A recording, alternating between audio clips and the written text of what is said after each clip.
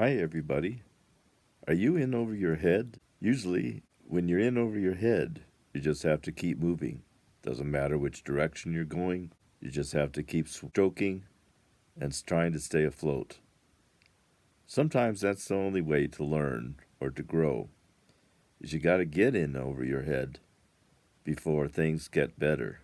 This isn't always easy. In fact, it can be hard.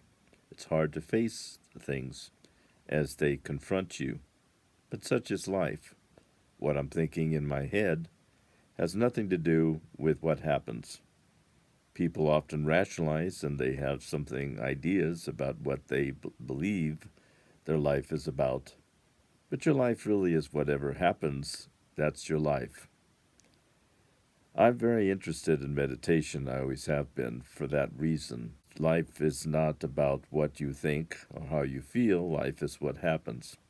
And meditation really is a way to deal with things as they occur, not necessarily in terms of trying to understand things, analyze things in terms of my emotions or my feelings or my ideas, but really confronting reality and accepting life as it is. This you might call it detachment. You have to become detached. That doesn't mean I am indifferent or I'm not interested in the world around me. In fact, it means the opposite. You have to become more alert and aware of living in the moment, that this is now and this is it.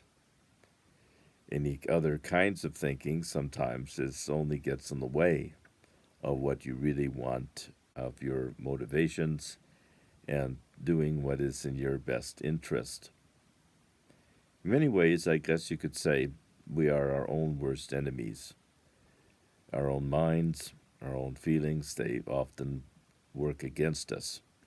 That's because everything that happens around you, you have formed an impression that stays with you unless through meditation you can find ways to let go of that. And that's where the practice of meditation comes in, learning how to let go of all these thoughts and emotions that possibly keep you up late at night, won't let you relax, makes you feel stressed, all of the above. And so, how do you grow in confidence in your life through meditation? I'm writing a book on meditation. It's a book I've been writing for a long time. I use it for my own practices. Mostly it's image based. You have to find something you can visualize and picture and hold in your mind. And as you're able to hold this image or this picture like a story, it could mostly, my book has stories.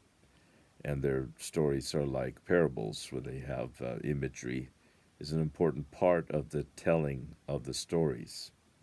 So as I listen to these, as I read these stories over and over again, or I make an audio version of it so I can just listen to these stories so I can form these images in my mind, then I start to experience all my emotions start to convey those different pictures or images that I have formed in my mind.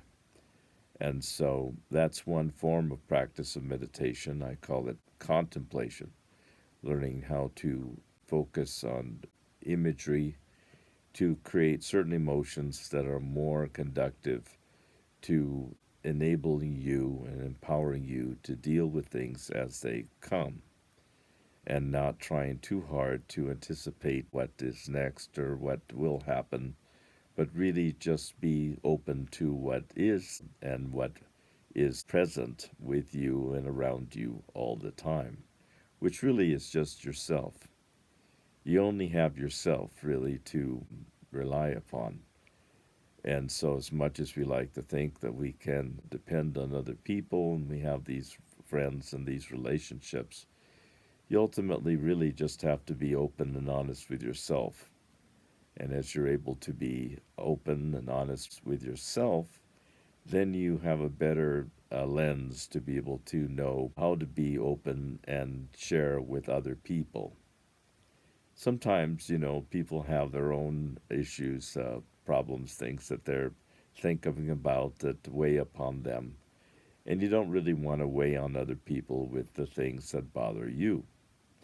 And so meditation is a way to grow in compassion, where you can learn to have compassion for others and not to just be conscious of yourself and your own needs. And so I am going to produce and publish my book in Amazon soon, and I will let you know when it is finished. Thank you.